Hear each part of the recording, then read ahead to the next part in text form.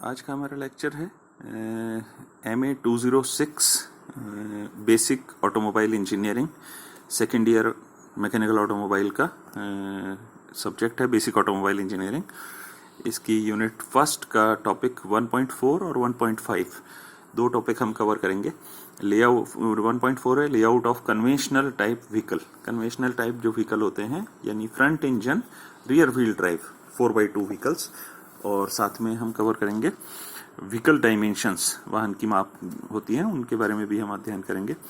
तो सबसे पहले हम बात करते हैं कन्वेंशनल टाइप व्हीकल। हमने पिछले लेक्चर में भी पढ़ा था कन्वेंशनल व्हीकल वो होते हैं जिसमें इंजन आगे लगा हुआ होता है लॉन्जिट्यूडनली प्लेस्ड। इसे हम 4x2 व्हीकल भी कहते हैं।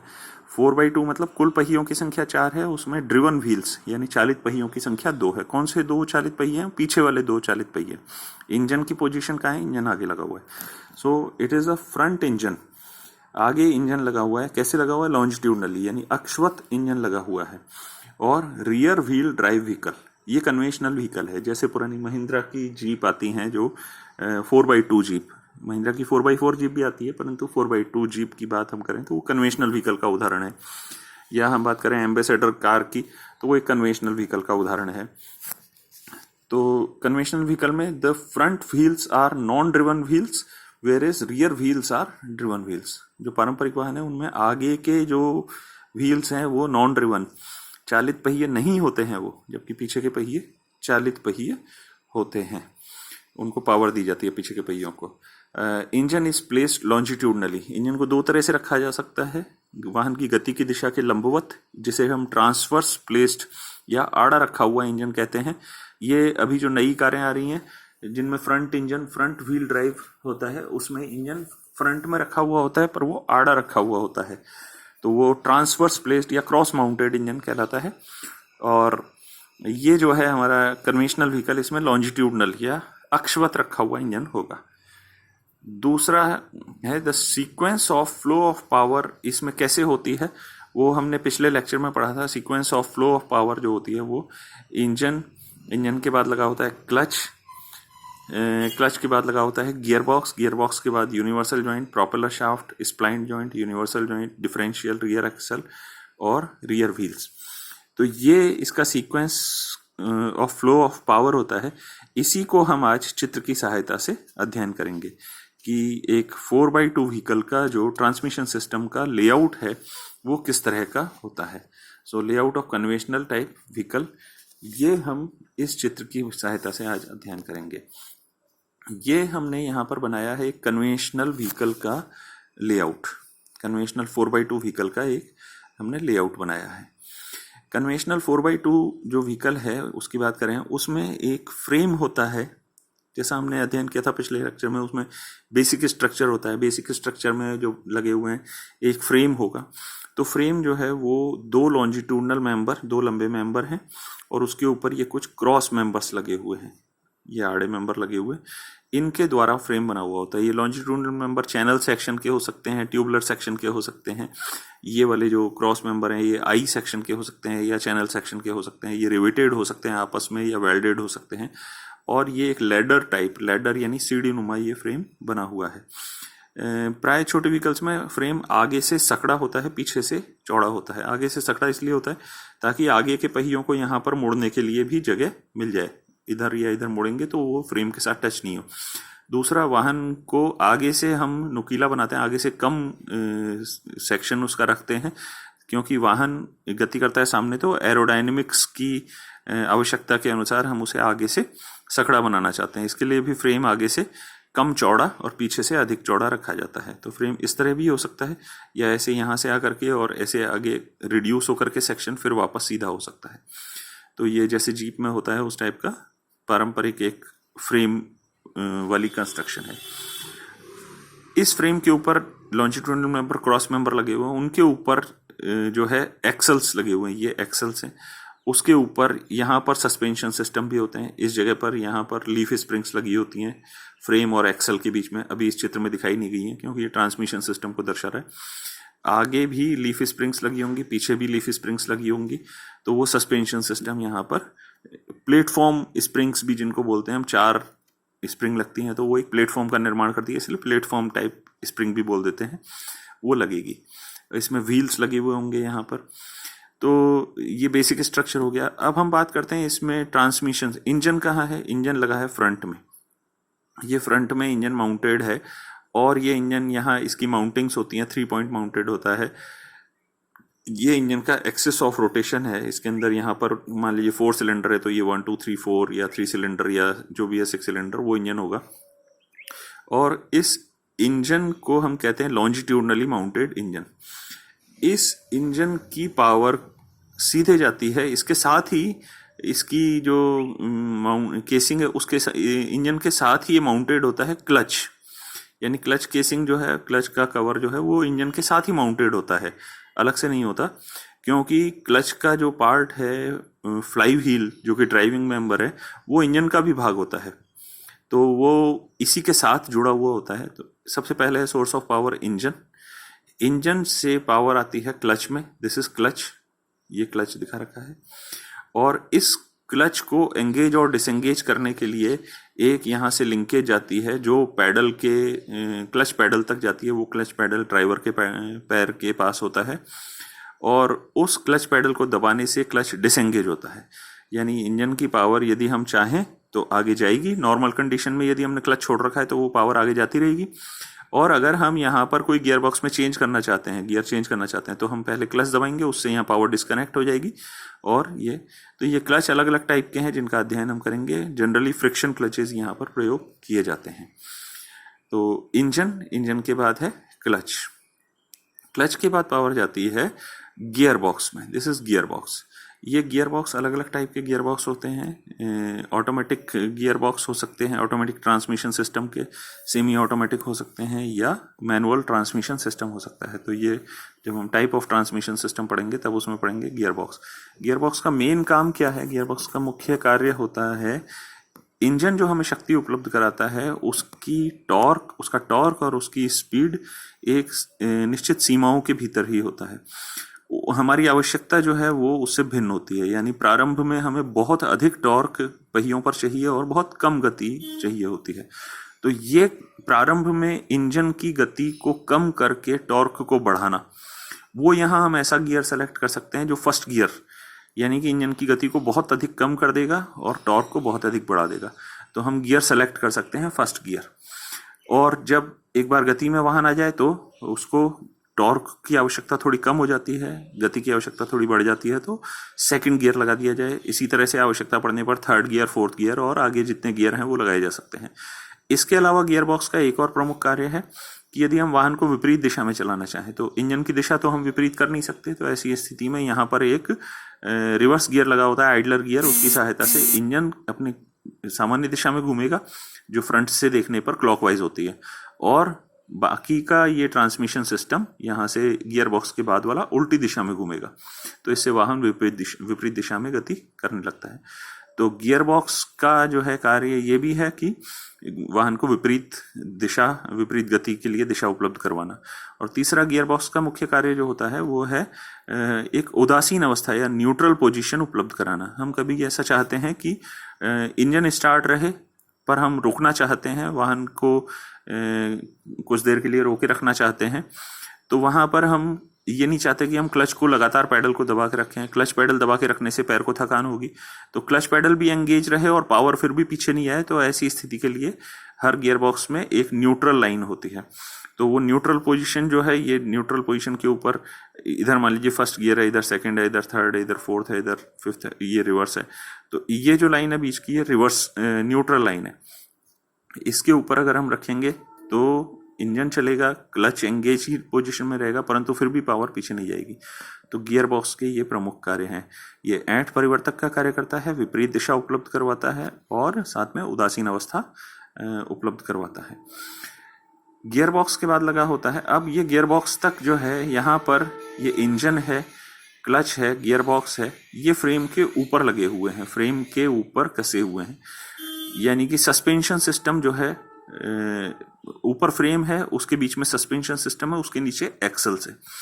तो ये जो पार्ट हैं जो सस्पेंशन सिस्टम के ऊपर जितने भी भाग जुड़े हुए होते हैं स्प्रिंग के ऊपर, वो स्प्रंग वेट कहलाता है। ये हम पढ़ेंगे सस्पेंशन सिस्टम में, स्प्रंग वेट। और जो सस्पेंशन सिस्टम के नीचे हैं जितने भी भाग, यानी एक्सल है, डिफरेंशियल है और ये पहिए हैं, ये सब अनस्प्रंग वेट कहलाते हैं, ये जो अनालंबित, जो आलंबित नहीं है। तो अब यहाँ तक तो ये गियर बॉक्स तक तो लगा हुआ है स्प्रंग वेट में, यानी सस्पेंशन सिस्टम के ऊपर। अब हम जा रहे हैं एक्सल की ओर, वो है सस्पेंशन सिस्टम के नीचे, यानी कि स्प्रिंग के नीचे लगा हुआ है। तो जब हम स्प्रिंग के ऊपर वाले भागों से, स्प्रिंग वेट से और अनस्प्रिंग वेट की ओर जाएंगे, स्प्रिंग है जब किसी भी कारण से दबती हैं, किसी गड्ढे के ऊपर से निकलने के कारण या उभार के ऊपर से या किसी और कारण से, तो स्प्रिंगें दबती हैं और ये जो एक्सल है और फ्रेम के बीच में जो सापेक्ष दूरी है वो कम ज्यादा होती है, यानी फ्रेम और एक्सल जो है वो उन पास दूर होते हैं, कभी पास आएंगे कभी दूर होंगे यदि स्प्रिंग दबेगी तो ऐसी स्थिति में ये पॉइंट फ्रेम के सापेक्ष गति कर रहा है और ये फ्रेम के ऊपर फिक्स है। यहां से पावर को यदि हम यहाँ पर रिजिड प्रोपेलर शाफ्ट के द्वारा, एक मजबूत शाफ्ट के द्वारा जोड़ दें, तो वो फ्लेक्सिबिलिटी या लचीलापन हम यहाँ पर प्रोवाइड नहीं कर सकते, हमें आवश्यकता है लचीलेपन की। तो इसके लिए हम यहाँ से पावर को जब पीछे डिफरेंशियल यानी रियर एक्सल के बीच में डिफरेंशियल लगा वहां भेजते हैं, तो इसे हम फ्लेक्सिबल जॉइंट्स की एक लाइन बनाते हैं जिसमें दो यूनिवर्सल जॉइंट होते हैं जो कोण पर गति को ट्रांसमिट कर सकते हैं, और साथ में एक स्प्लाइंड या स्लिप जॉइंट जिसे कहते हैं वो लगाया जाता है। ये दोनों के बीच में, इन दोनों बिंदुओं के बीच में दूरी को समायोजित कर सकता है, एडजस्ट कर सकता है स्प्लाइंड जॉइंट। और ये कोण क्योंकि दोनों ओर परिवर्तित हो रहे हैं, यहाँ पर गियर बॉक्स से जब हम नीचे प्रोपेलर शाफ्ट से गति भेजते हैं तो यहाँ पर भी कोण परिवर्तन होता है, साथ में डिफरेंशियल सिरे पर भी कोण परिवर्तन होता है, इसलिए दो यूनिवर्सल जॉइंट इसमें लगाए जाते हैं। तो गियर बॉक्स से जस्ट बाद लगा होता है यूनिवर्सल जॉइंट, इसमें यहाँ पर योक टाइप YOKE योक टाइप यूनिवर्सल जॉइंट लगाते हैं। और ये यूनिवर्सल जॉइंट के बाद ये प्रोपेलर शाफ्ट होती है जो कि एक लंबी शाफ्ट है। ये हॉलो शाफ्ट होती है क्योंकि ठोस शाफ्ट बनाएंगे तो वजन अधिक होगा और उसका टॉर्क ट्रांसमिशन कैपेसिटी कम होती है, तो हॉलो शाफ्ट होती है। ये सिंगल पीस में भी हो सकती है या स्प्लिट भी हो सकती है, अगर लंबा व्हील बेस है, ज़्यादा लंबा है तो ये स्प्लिट भी हो सकती है, और साथ में ये जो है हॉलो होती है। इसके बाद लगाया हमने एक वापस स्प्लाइंड जॉइंट और यूनिवर्सल जॉइंट। ये पावर जाती है डिफरेंशियल में। डिफरेंशियल ऐसी युक्ति है जो मोड़ के ऊपर जब वाहन गति करता है तो अंदर वाला पहिया कम और बाहर वाला पहिया अधिक गति करता है, अधिक दूरी तय करता है, तो मोड़ पर वो वाहन की दोनों पहियों में आने वाले गति के अंतर को समायोजित करता है। साथ में यह पावर को 90 डिग्री पर भी मोड़ता है, तो इसका भी विस्तृत अध्ययन करेंगे। डिफरेंशियल के बाद पावर जाती है रियर एक्सल में। ये रियर एक्सल हैं, जो अलग अलग तरह के रियर एक्सल होते हैं यहाँ मेथड ऑफ सपोर्टिंग के अनुसार, सेमी फ्लोटिंग, 3x4 फ्लोटिंग या फुली फ्लोटिंग, वो पढ़ेंगे बाद में। और उससे पावर जाती है रियर व्हील्स के अंदर। तो ये लेआउट जो है वो है एक 4x2 front engine rear wheel drive vehicle का लेआउट। अब हम इसका टॉपिक नंबर 1.5 जो है व्हीकल डायमेंशन, हम वो कवर करते हैं।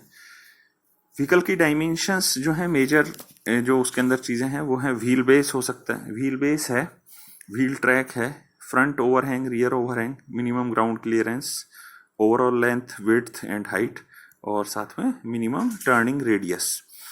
तो जो व्हील बेस है हम इस चित्र की सहायता से यहाँ पर अध्ययन करते हैं। एक चित्र में एक बस का जो है एलिवेशन, प्लान और साइड व्यू बताया गया है।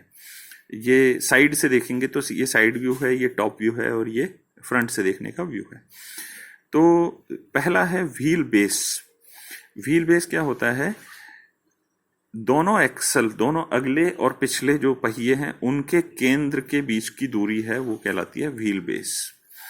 Wheel base, a vehicle wheel base is the distance between the centers of the front and rear wheels।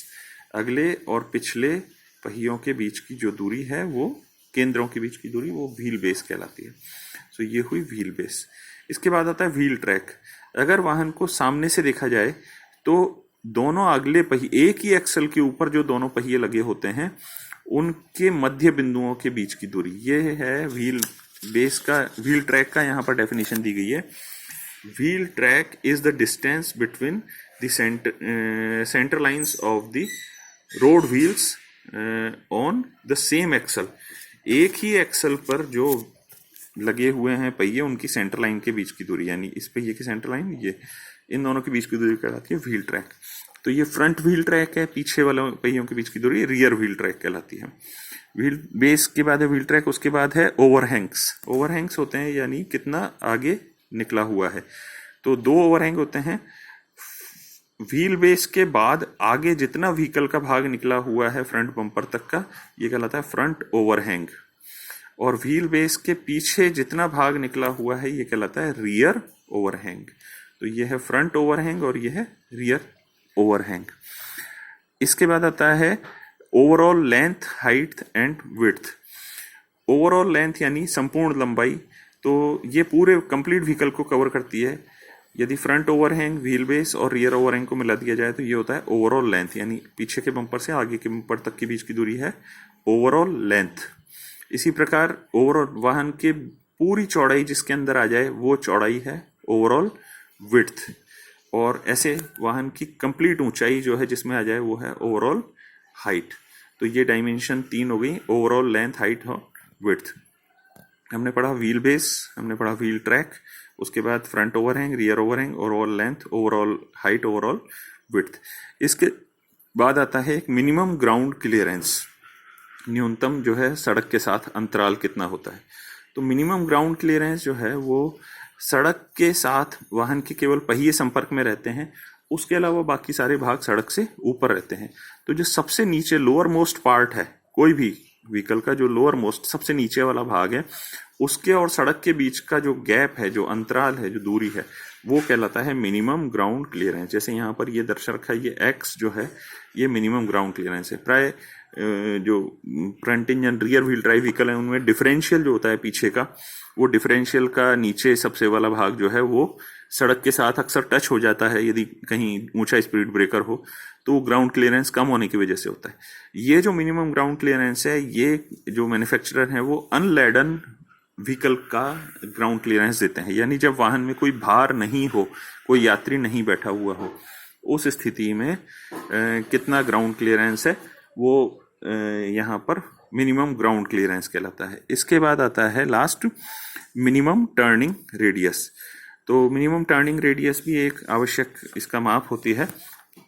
और मिनिमम टर्निंग रेडियस किसी भी व्हीकल को जब मोड़ा जाएगा तो जितने कम से कम सर्किल के अंदर उस वाहन को मोड़ा जा सकता है, यानी पूरा स्टीयरिंग हम एक साइड में घुमा दें और उसके बाद उस व्हीकल को घुमाया जाए, यू टर्न लिया जाए या सर्किल पूरा बनाया जाए, तो उस सर्किल की जो रेडियस है बाहर वाली, जिसके अंदर सर्किल के अंदर ये वाहन घूम सकता है, वो कहलाता है मिनिमम टर्निंग रेडियस।